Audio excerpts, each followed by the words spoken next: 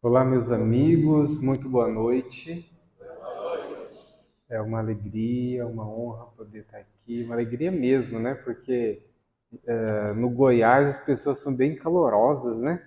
Que delícia. Até parece um pouco África, viu? Eu moro na África e a gente vai apresentar aqui alguns movimentos, né?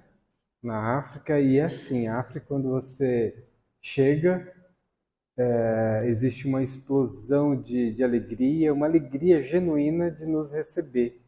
As pessoas cantam, dançam, né? Para nos receber e é muito lindo.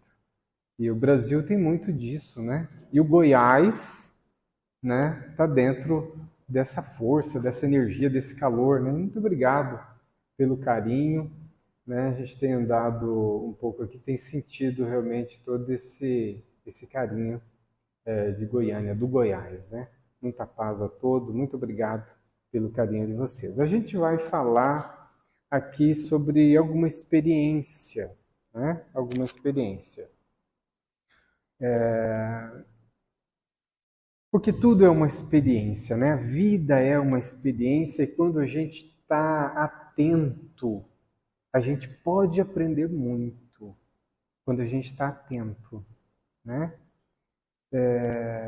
A gente não pode deixar a vida passar, né? De qualquer forma. Existe existe algo tão belo, sabe? E é necessário que a gente esteja atento, porque a vida em si, ela vai nos ensinando. Deus nos conduz a caminhos de aprendizagem. Deus nos onde a gente está, com as pessoas que a gente está, a experiência que a gente está passando hoje é uma experiência de aprendizado, né? E tudo vai nos levando para que a gente possa crescer aonde a gente está, né? Aqui nesse lugar, né? No Ramatiz, por exemplo, é uma experiência extraordinária de aprendizado. Aqui eu vou mostrar para você mais um movimento. E a gente vai juntando uma coisa com a outra, uma experiência com a outra, uma vivência com a outra, e a gente vai somando. Nós somos resultados de muitos. Nós somos resultados de muitos dos nossos pais, cada um de nós, né? Se a gente for parar para analisar com bastante atenção, a gente é resultado de muita gente. E como é importante a gente sentir isso, respeitar isso, viver esses valores, né? Respeitar essa energia que vem, esse conhecimento já adquirido de longos anos daqueles que vieram antes de nós. Né? Respeitar isso e estarmos nesse momento, nesse processo de construção. Então, como eu disse, o que a gente vai mostrar aqui são algumas. Eu vou começar, tanta coisa para falar da fraternidade, mas quando eu começo sentindo, né? Então eu vou dar algumas experiências aqui. Nós somos espíritas. A organização humanitária que a gente vai falar não é espírita, né? É uma organização, a gente vai falar daqui a pouco sobre isso. Sem fronteiras religiosa, política, de nacionalidade. Eu sou espírita, mas a organização não. Então a gente está numa construção.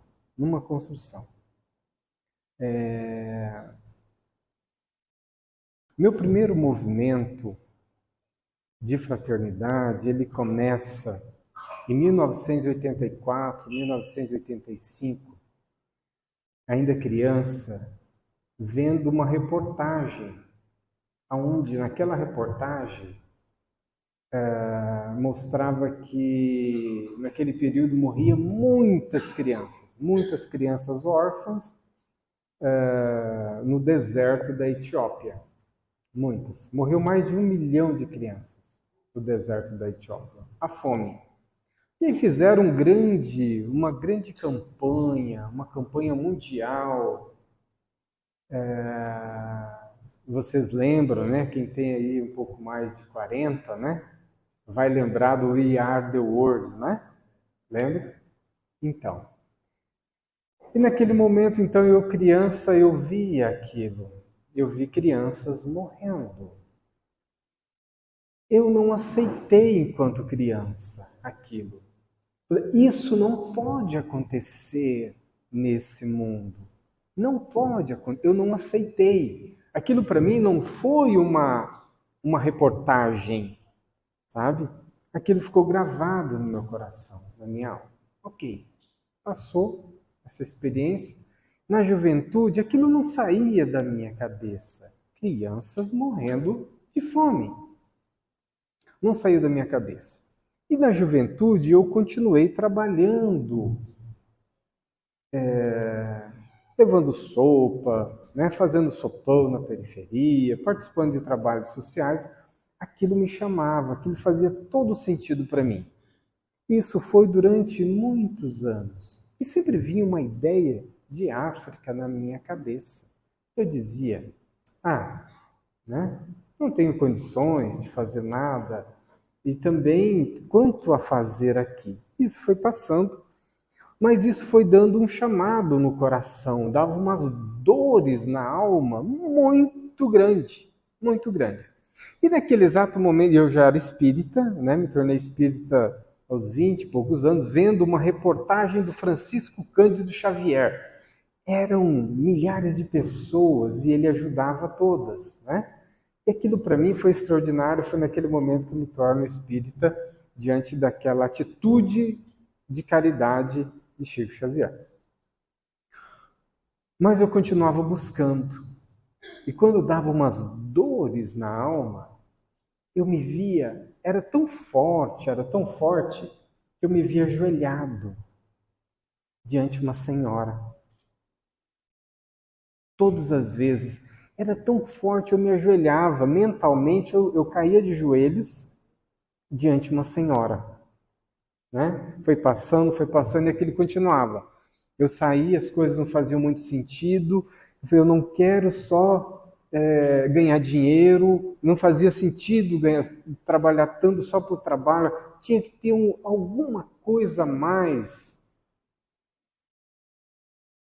Então eu trabalhava, de repente vinha a dor, eu novamente ali e via essa senhora. Eu fui entender e sentir que isso, e mais intuitivo, isso eu fiz no mundo espiritual antes de eu reencarnar. Eu comecei a ter essa sensação muito nítida na minha alma, que aquilo tinha ocorrido sim, não era uma coisa da minha cabeça, porque ele se repetia muito, né? E aquilo era o chamado, que eu teria que cumprir alguma coisa, eu teria que fazer alguma coisa, né?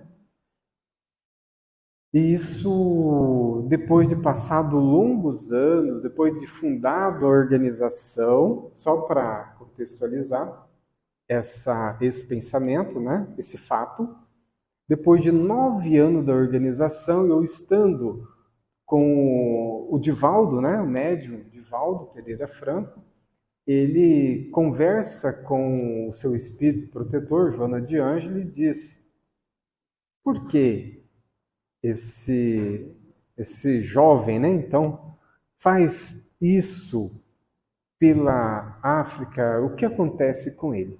E ele então me diz que ela comenta com ele que eu havia firmado um contrato, né? E ele me explica esse contrato no mundo espiritual e comprometendo a materialização desse movimento, né, que eu apresento então para vocês.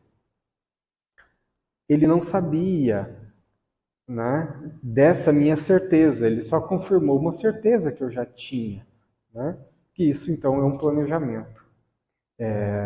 Então, ainda espírita, fazendo trabalhos sociais espíritas, eu já tinha fundado um trabalho social espírita na periferia chamado Posto de Assistência Espírita Amizade, que logo na sequência se tornou o Centro Espírita Amizade, e ali tinha muitas pessoas, muitas pessoas naquele local. Já 100 famílias atendidas, né? Já tinha um grupo de 40 trabalhadores. Isso foi muito rápido, 1 ano mais ou menos, isso já estava acontecendo.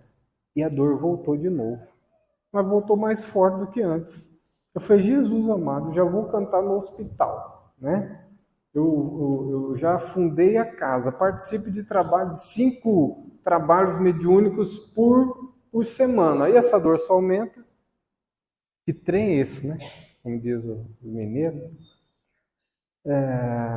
Bom, e eu então entregando mantimento, sopa ao meio-dia ali no trabalho social, novamente, com 2 baldes de sopa, um em cada mão, eu fazendo entrega, eu começo a chorar de novo. Aí eu choro olhando para o céu, converso com Deus. Chorando eu digo assim, tá bom, Senhor, eu vou para a África. Porque aquele chamado que eu dizia, não, por que eu tenho que ir lá, já que tem tanta coisa a fazer aqui. Mas eu desisti de lutar contra mim mesmo e estava definido. Naquele momento estava decidido, mas eu era representante de umas 10 empresas, eu era representante comercial, impossível, eu trabalhava das 7 às 10 da noite, não tinha condições, eu tenho que mudar a minha vida para que eu possa cumprir essa tarefa. Um mês depois eu estava com um irmão, já numa outra cidade, eu sou de Campo Grande, Mato Grosso do Sul, eu estava então em Cuiabá com o irmão, ele diz, mano, vamos abrir uma empresa, eu tenho experiência nesse segmento. Eu disse, eu não tenho dinheiro, não tem problema, você tem uma casa, eu tenho a minha, a gente vende a casa e montamos uma empresa. Quando ele falou aquilo para mim, eu tinha certeza que aquilo ali era o meu passaporte para o projeto que eu tinha decidido há um mês atrás. Eu iria para a África. Né? Só que aconteceu algo muito interessante. Naquele momento em que ele fala, vamos abrir uma empresa, eu vi uma linha do tempo, né? Que eu nem sei, né, dizer muito bem, mas uma linha do tempo, fração de segundos. Eu vi tanta coisa, tanta coisa. Eu vi tudo o que está acontecendo hoje. Lá, eu vi milhares de crianças nos projetos, eu vi África, eu vi Brasil, até o movimento espírita, que na época eu não pensava nisso, mas eu vi o movimento espírita na base, sabe? Ajudando na construção da base desse movimento, dessa organização que viria. Eu vi tudo isso, tudo que está acontecendo. Hoje, espírita, né? Que a gente estuda as obras de André Luiz, Emmanuel, enfim, a codificação, eu entendo, e agora também, né, com a testificação da Joana, que realmente é um planejamento espiritual. E tudo isso que aconteceu foram alertas, foram chamados, né? Esse momento da dor, né? De eu estar vendo aquela senhora na minha frente, tudo isso faz parte de um plano para dizer, olha, você cumpre essa tarefa, hein? Né? Olha a promessa, né? E eles ajudaram muito nessa propagação, né? Para que nós pudéssemos ter chegado aqui hoje. Então, eu tinha o questionamento, eu quero, mesmo trabalhando na área social, eu refletia, por que a gente tem que ser só um grupo espírita, só o grupo evangélico, só o grupo católico? O evangelho, ele não fala dessas diferenças. Ele fala de união, ele fala de amor, ele fala de fraternidade universal. Então, para mim, nós estávamos atrasados diante a mensagem do Cristo. A gente ainda estava com guetos, com grupos fechados, e ainda falando mal do vizinho, né, da religião alheia. Nós precisávamos criar um movimento, precisávamos mudar essa realidade, isso gritava na alma. Então nasce após uma viagem que eu fui à África, né? Com uma mochila nas costas e vi toda a realidade. Então eu volto, né, com a certeza de que nós deveríamos montar um movimento sem fronteiras, religiosa, política, de nacionalidade. Por que, gente? Por que as fronteiras? Por que, que aquele que está precisando de ajuda tenta entrar num país e a gente constrói muros com arames farpados, né, com cercas elétricas? O que é isso? Onde está a fraternidade? Não diz o Evangelho, nós não nos dizemos irmãos. Por que nós vamos fazer isso com os nossos irmãos? Não tem lógica esse Evangelho. Né? O Evangelho não tem lógica, a nossa interpretação, a nossa vivência do Evangelho, que fala outra coisa. Então, a partir daí, começa todo o movimento de unificação. E hoje, então, eu quero mostrar para vocês o resultado, né, de toda essa movimentação espiritual, material, né? Eu vou iniciar aqui com um vídeo que mostra, né, o resultado de todo esse movimento, né?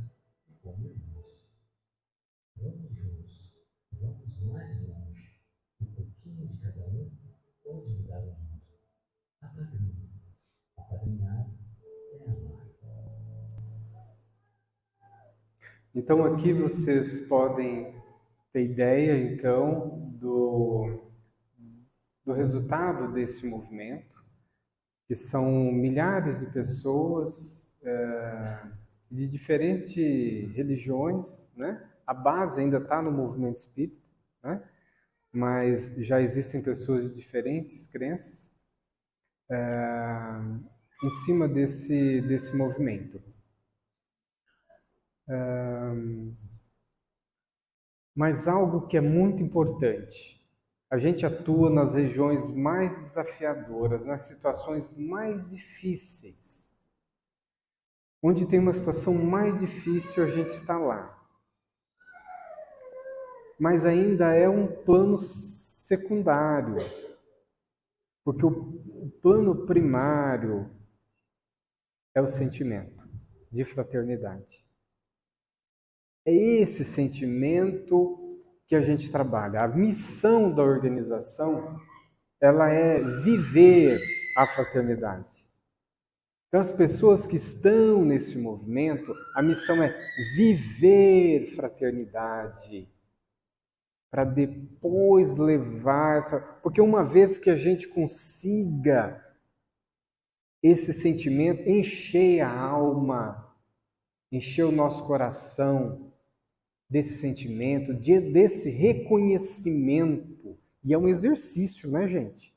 Não é uma coisa tão simples.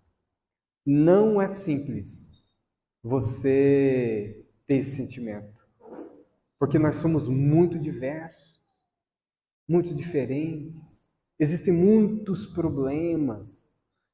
Mas quando eu consigo exercitar esse sentimento, eu tenho uma base muito forte, né? E eu me conecto com o outro, e esse outro, ele me dá força, e eu dou força, a gente se torna um grupo energético, espiritual, e aí a gente consegue fazer as coisas. Porque se você for sozinho, se você não conseguir essa conexão, você cansa. Você se cansa e cansa os outros também. Os outros se cansam de você, porque a gente. Agora, quando a tua atitude é uma atitude pacificadora, amorosa, respeitosa, sabe? Isso dá energia ao outro e a você também. A gente fica feliz. Eu estou aqui encontrando, eu estive em Brasília. Gente, que delícia! Que coisa mais gostosa. As pessoas, né? Os voluntários. Chega aqui em Goiânia e se fala. Povo mais lindo, gente, mas é isso que eu vejo mesmo. A gente fica feliz, sabe? A gente fica feliz de estar com as pessoas. É isso. A gente se enche. A gente se enche de amor. Bom, aí eu consigo ir para frente. Eu tenho uma experiência que eu gosto de contar, eu estava contando, eu estive na fundação, eu estive num trabalho que foi fundado por Madre Teresa de Calcutá, na Etiópia. Na Etiópia.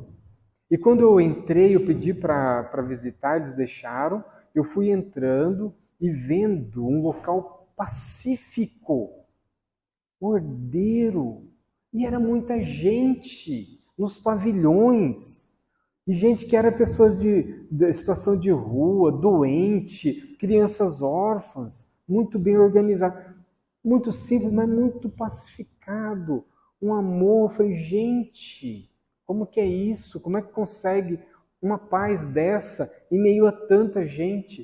Aí eu falei, olha, eu quero aprender sobre isso, me levem na coordenadora, tem a madre superiora, por favor, ela pode me receber? Ela pode me receber, então eu fui lá para poder beber da fonte.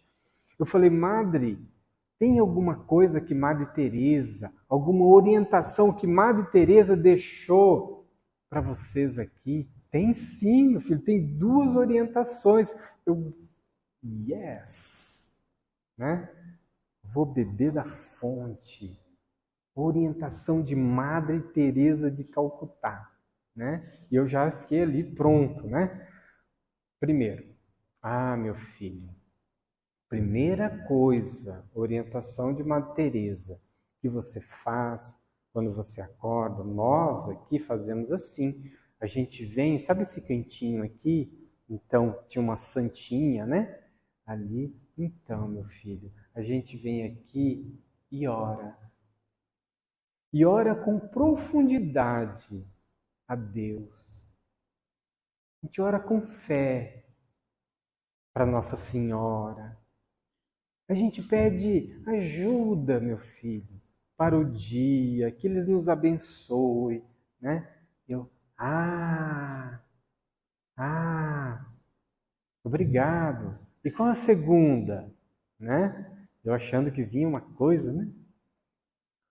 Extraordinária. E é extraordinário. E é extraordinário. A segunda coisa, meu filho, é o seguinte. Sabe essas pessoas que estão trabalhando aqui? A gente precisa amar elas. A gente precisa se amar. É isso que a madre disse. A gente precisa se amar. Ame as pessoas que estão do seu lado, que estão no trabalho. As chatinhas, menos. Ame. Ame todos. Sabe? Respeite, acolha, ame. Eu falei, como diz o mineiro, uai. Né? Amar a Deus sobre todas as coisas, teu próximo como a ti mesmo. Essa é a orientação de Madre Teresa de Calcutá. Jesus já tem falado isso há muito tempo para nós. Só que ali vivenciava-se aquilo, e por isso aquela energia pacificadora. A gente não precisa de tanta coisa, a gente precisa de amar. Esse amor pacifica, esse amor alimenta. O rigor, o julgamento, isso nos afasta. É difícil trabalhar uma pessoa rigorosa, exigente, no sentido julgadora. Isso cansa a gente, afasta. É mais amorosa, pessoa querida, né? A pessoa que entende as dores, os defeitos, aquela que não julga. É isso. E isso nos dá uma força de equipe. Um trabalho como esse, que tem 300 trabalhadores, uma casa como essa que exige, eu não preciso nem perguntar, né? Com certeza tem muito amor para chegar até aqui. Tem desafios também, né? Muitos, mas tem muito amor. Isso é resultado de muito amor. Então, esse movimento e todos os movimentos, se a gente quiser criar, a gente precisa conectar ao Pai, né? A Deus, essa fonte bendita e generosa, e ao nosso irmão. Né? Vivenciar essa fraternidade, e aí a gente pacifica.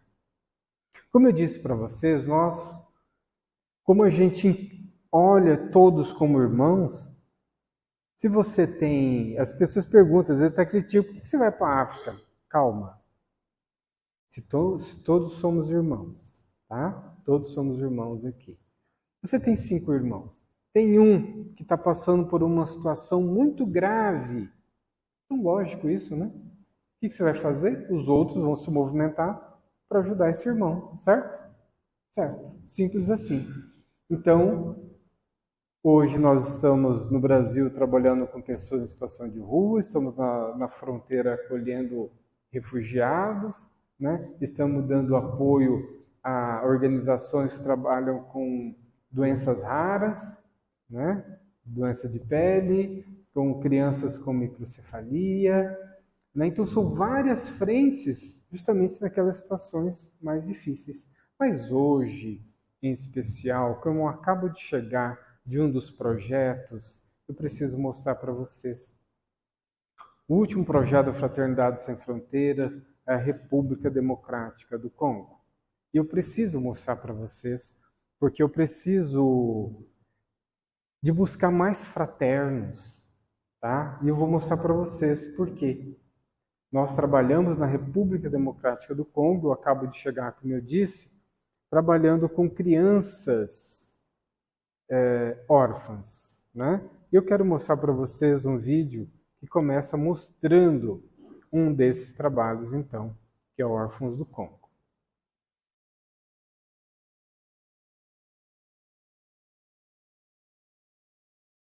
Primeiro quero falar para vocês que nós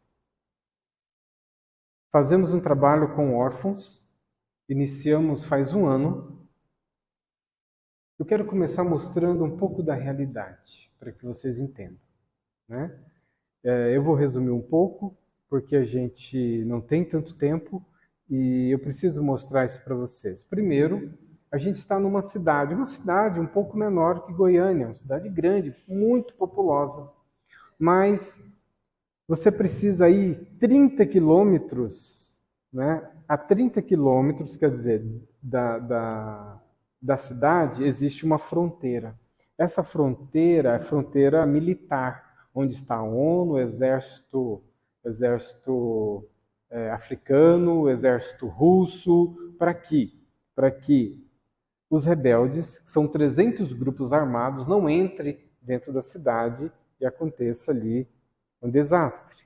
Mas eles estão lá em várias aldeias. E nessas aldeias que eles dominaram, eles mataram os pais das crianças. Porque é a forma com que eles fazem para gerar domínio, gerar força, para dizer, aqui eu preciso ser respeitado, vocês precisam ter medo de mim. E ficam as crianças, né? E a gente vai mais ou menos 4 a 5 horas passando, por exemplo, por crianças soldados. Nesses locais tem crianças armadas. Como aqueles filmes que alguns de vocês já podem ter assistido do Congo, é pura verdade. Na verdade, hoje, talvez até pior do que antes, né? Essa imagem que vocês estão vendo aqui, como que a gente faz? A gente aluga motos, por quê? E a gente se disfarça, porque você não pode entrar como organização, a ONU não entra nesse lugar, a ONU não entra, porque se ela entra, vira guerra. Então eu tenho que disfarçar enquanto fraternidade, não pode ter mãozinha, não pode ter ninguém branco, tem que ser só as pessoas africanas ali do local, com característica das pessoas da própria região. Então a gente faz um acordo com a igreja, olha o Sem Fronteiras, né? Com igrejas evangélicas, católicas, que estão atuando lá dentro, que já são conhecidas há muito tempo, que têm algum respeito, para que a gente se disfarce de religioso e vai lá e resgate essas crianças. Essa aqui é uma foto muito emblemática, que uma moto a gente resgatou 5 crianças. Pode ver que tem mais uma criança amarradinha no motoqueiro, né? E uma pessoa lá atrás, uma menina, ajudando para que as crianças não caem da moto. Só moto que entra nessa região, tá? Quando você chega lá, essa é a realidade, por exemplo, das crianças que estão ali. Não tem acesso à roupa, não tem acesso à saúde, não tem acesso à educação. As crianças sobrevivem nesse local. Sobrevivem. E quando a gente chega lá, a gente encontra crianças assim. Desculpa eu mostrar para vocês, gente, mas eu preciso mostrar a realidade. Porque a mídia não mostra isso que eu vou mostrar para vocês. E se eu não conseguir fazer isso, eu não consigo mostrar a realidade que está acontecendo no mundo hoje. Muitas crianças, então, elas morrem porque não têm acesso, elas não conseguem chegar se não for dessa forma, né? Então a gente vai e encontra essa realidade, né? Você pode ver as crianças com toda machucadinha, né? Não tem acesso à água, à alimentação também não. A gente pega essas crianças e aí a gente vai 4 horas de moto até chegar numa cidade chamada Sake, que é esse local que vocês estão vendo aqui. Nesse dia nós resgatamos 30 crianças. E aí tem o nosso carro esperando. Quando passa, porque Sake, você passou a ONU, passou o exército e ali tem um carro nosso esperando as crianças. A partir dali é seguro e a gente caminha então, aí vai de carro 30 quilômetros até chegar no nosso orfanato, né? Aqui, por exemplo, eu vou mostrar para vocês um vídeo. A gente acabou de chegar de lá, como eu disse no final do mês passado, com uma caravana de 8, 9 pessoas, padrinhos brasileiros. E quando nós chegamos no orfanato, estava chegando mais 20 crianças. A gente tinha acabado de resgatar mais 20 crianças, né? E a gente teve a oportunidade de recepcionar essas crianças. Eu quero mostrar para que vocês tenham uma ideia, então, da realidade.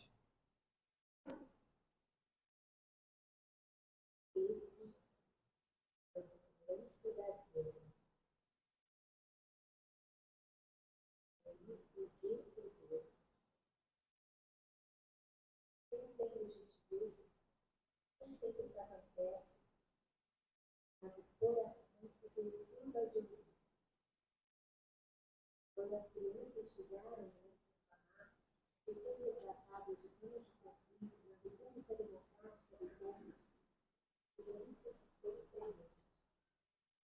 Tão presente, tão intenso, que chegou grupos molhados. O choro de algumas das crianças fez seleção, para superar a dor para agir, para amar. Elas tiveram seus pais mortos pelos rebeldes, muitas viram no exato momento que nós éramos apenas desconhecidos, estranhos, nem falávamos a língua delas, nós estávamos movidos pela nossa humanidade. Então, que nos comunicamos pelo amor.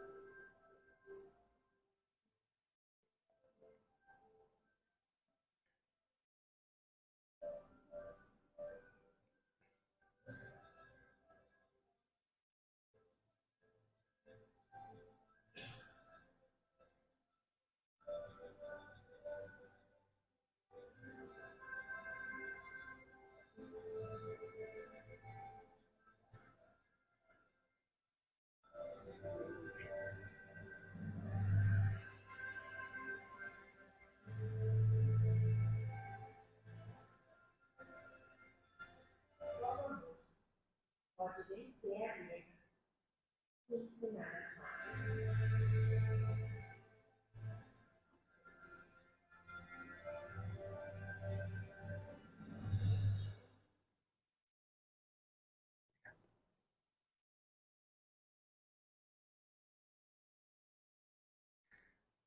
Então, para nós foi muito emocionante, a gente pôde sentir, né, as crianças naquele momento. Hoje a gente está construindo muitas casas, porque essas crianças, para vocês terem uma ideia, que eu falei, uma foi 30, depois a gente resgatou 20. À medida que a gente vai fazendo casas, que a gente comprou 4 hectares, estamos construindo várias casas. À medida que a gente consegue construir uma casa, a gente resgata mais crianças. E trabalha com apadrinhamento, que depois eu vou falar para vocês, né? A gente constrói uma casa, mais tantas crianças. Uma casa, mais tantas crianças, né? E hoje esse número já é maior, né? A gente tem em Goma 80 crianças, mas já mudou, muda muito rápido. Total, a gente tem 230 crianças resgatadas nessa situação. Tá? Só que quando você sai lá da aldeia, quando você sai de lá, tipo assim, tem 20 crianças que a gente resgata e tem 400 pedindo para vir. É a única esperança. Todos trazem as crianças e digam, levem essa criança. Essa aqui está morrendo, essa aqui. Então, assim, a gente pega as crianças em situação mais grave. Não são todas. A gente não consegue, não tem condições. Então, a gente vai, pouco a pouco, pegando as crianças em situação mais difícil, né? Então, eu vou continuar mostrando aqui essas imagens, né, de como que é feito todo esse processo, né?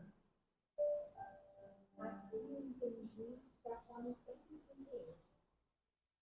E a gente não pode se acostumar com ela. Eu nunca vou esquecer essa cena da criança que chegou, recém-resgatada na região de conflito, aqui no Congo, e ela se recusou a comer. Ela tinha fome e se recusou.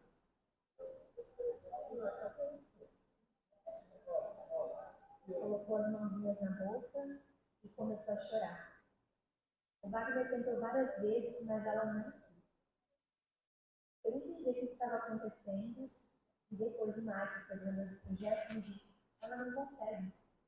Isso é o que a fome faz com a gente depois de muitos dias.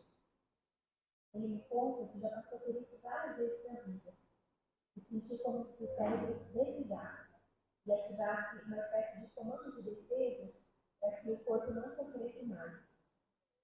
Ele disse que nesse processo, quando você come depois de muitos dias sem digerir nada, o corpo rejeita. Então, você não quer comer, porque você sabe que vai passar mal. E ele explica que, além disso, tem uma questão psicológica, de traumas com a comida, e que em algumas situações, não importa a idade, você simplesmente não consegue. A fome sempre surpreende. E a gente não pode se acostumar com ela.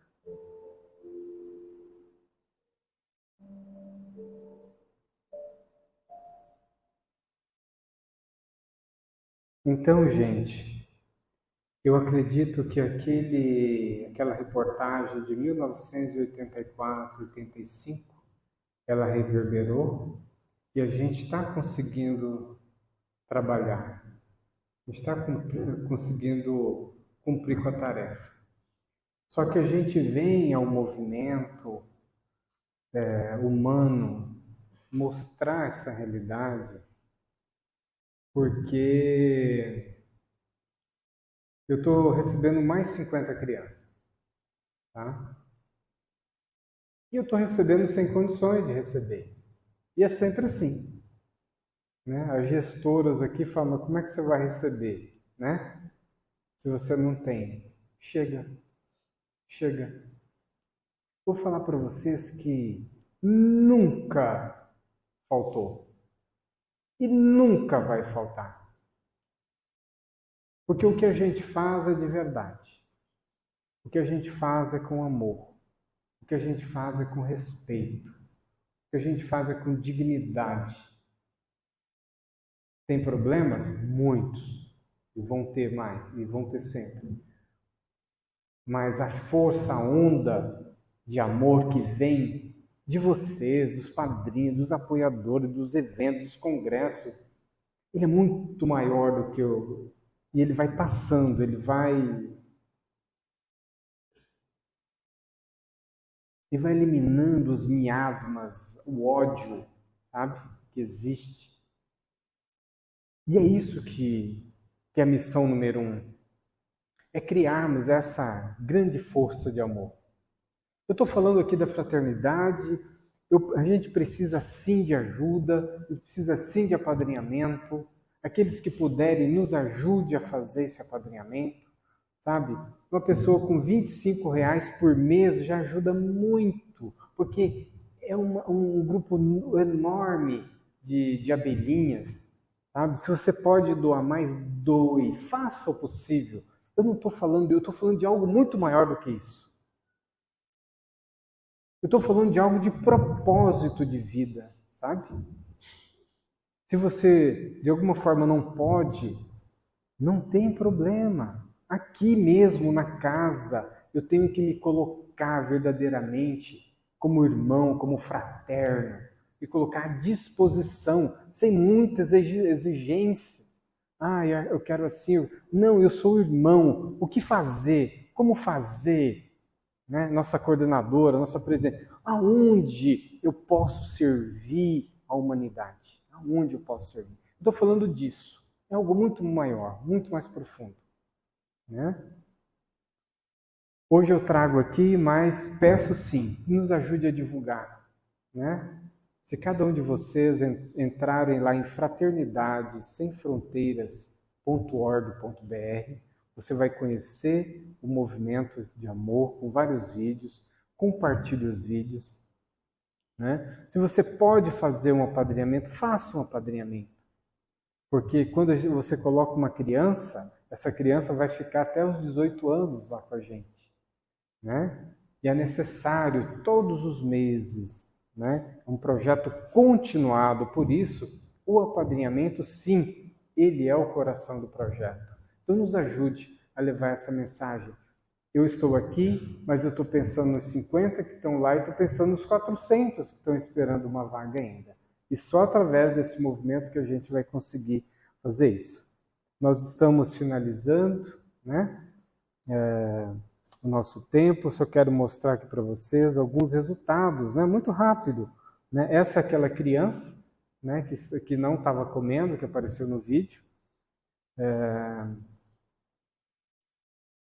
Esse é o Justin. Olha o Justin.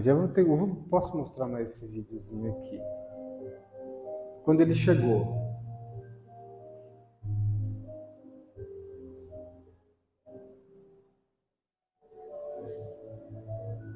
Depois de 9 dias.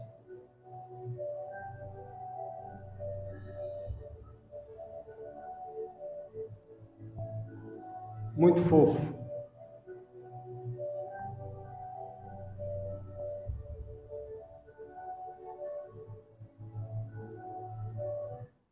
Né? Moisés, eu tenho algumas fotos, né? Criança antes e depois. A hora quando ele chegou, depois de 2 meses. Olha o Assante. Olha o tamanho do Assante. Olha o Kevin. Não, o Kevin chegou bem feio. Estava difícil ali com o Kevin. Risco de vida mesmo. Fica internado uns 15 dias, assim, no mínimo. Olha o tamanho do Kevin. A Cifa chegou bem ruinzinha. 11 aninhos ela tem. Olha como ela tá depois de 1 mês e meio. Olha como ela está. Fofinha. Né? O Rafik.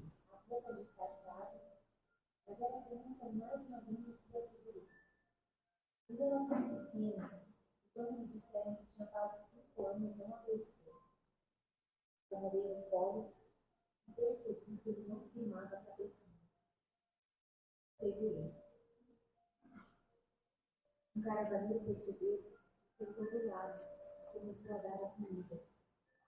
Ficamos impressionados com a velocidade que ele lutava para comer. Não tinha forças e não parava. Nem fechava direito a boquinha para engolir, eu tinha receio de ele se afogar. Mas não, ele continuava. Eu olhava em silêncio e Rogério, que estava comigo, olhava para ele e dizia: acabou, acabou. Agora sua vida vai ser diferente. Você vai ser muito feliz.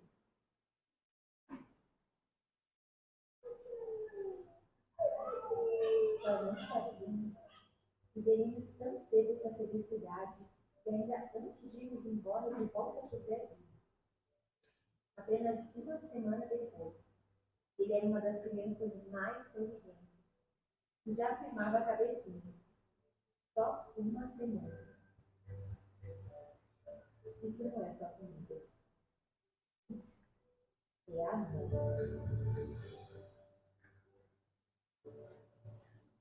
Isso é amor. A gente convida todos vocês para participarem conosco também desse movimento de amor. Encerro com essa foto, agradecendo a Deus pela oportunidade de serviço, agradecer a Casa Espírita de ter aberto essa oportunidade da gente falar, da gente fazer essas reflexões, da gente dar oportunidade de vocês também contribuírem, ajudarem de alguma forma. Muito obrigado, muito obrigado.